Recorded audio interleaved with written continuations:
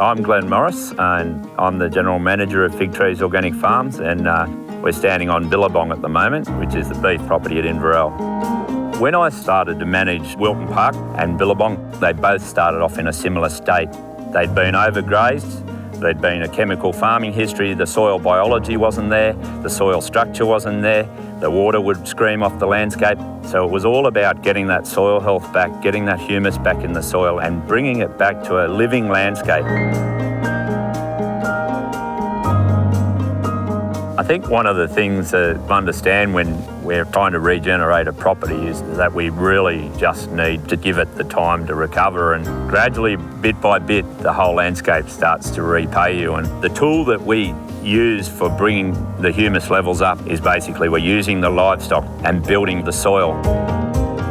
So we started to get watering points around the place, and then, looking at ways that we could break up the paddocks.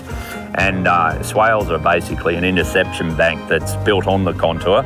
You have sills on the ridges so that your water overflows on the ridges, but you can basically slow down a heavy rainfall event. The water soaks into that swale after a week or two, and basically you're rehydrating your whole landscape.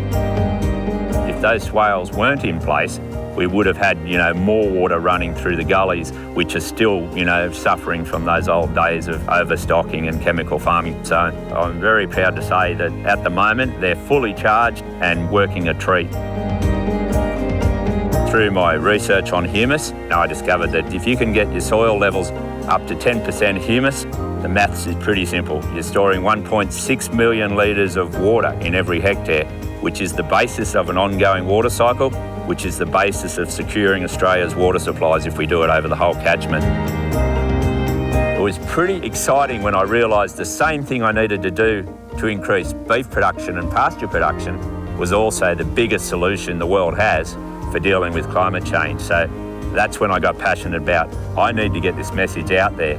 It's really interesting because the award that I've been nominated for, it's all about caring for the land on a daily basis. And that's where we need to have this stuff. We need to have this culture. It needs to be intrinsic in every one of us to be concerned about what's happening in the atmosphere as well as what's happening on the ground level, because what we're doing on every hectare of ground is actually the thing that is going to get the atmosphere back in order, which gives us a stable climate.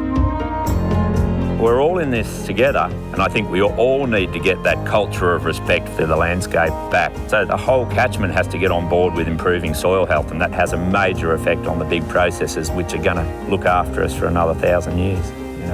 We have to go there.